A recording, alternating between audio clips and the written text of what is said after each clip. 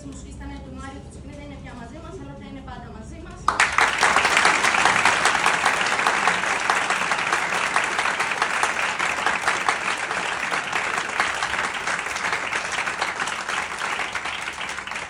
Εκτός από τη Τζέννη των Πειρατών, που είναι το αυθεντικό το τραγούδι που το κρατήσαμε ως έχει, η ομάδα μας είναι ένα ανεξάρτητο εργαστήρι, με Ρέντα λέγεται.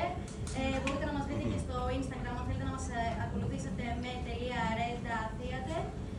Ετοιμάζουμε και άλλες δουλειές με την άλλη ομάδα, με τα πιο μικρά παιδιά. Μπορείτε να έρθετε να το δείτε και αυτό. Του χρόνου θα συνεχιστούν κανονικά τα μαθήματα, οπότε αν θέλετε πληροφορίες κτλ. Μέσα στο Instagram από τους φίλους σας. Επίσης, τα χρήματα που δώσατε σήμερα, θέλω να σας ενημερώσω όλους που βρίσκεστε εδώ, δεν πληρώνατε κανένας για την παράσταση, ούτε τα παιδιά, ούτε εγώ. Αυτά τα χρήματα συντηρούν την ομάδα για να κάνει τις παραστάσεις, τα σκηνικά της, τα κουστούμια της, τα θέατρα και όλα αυτά. Όποιος θέλει να ενισχύσει, το κουτί είναι έξω. Ευχαριστούμε πάρα πολύ για όλα.